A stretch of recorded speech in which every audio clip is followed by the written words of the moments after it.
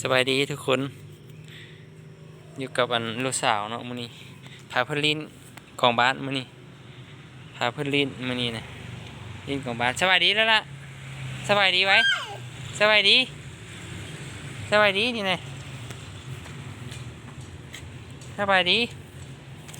เบิ่งส่วนของบ้านพี่น้องเอ้ยพอได้กินมาตูน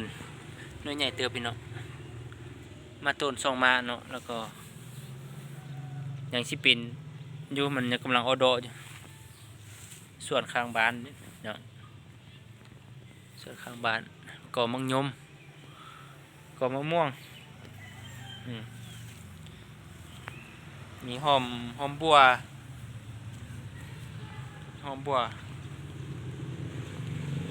ผักผักนาดาวเหลืองหอมบัวเนาะพอได้กินพี่น้องนี่ไปก่อนนั้นก็มีกรมะอุ่ยพี่น้องเอ้ย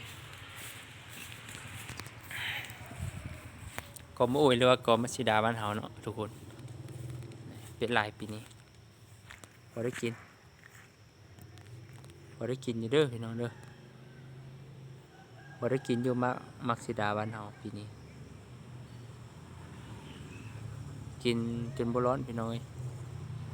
มักสีดาบ้านเฮาปีนี้เป็นลายอยู่เด้อเอาคลิปนี้ก็ฝากไว้ซ้ำนี่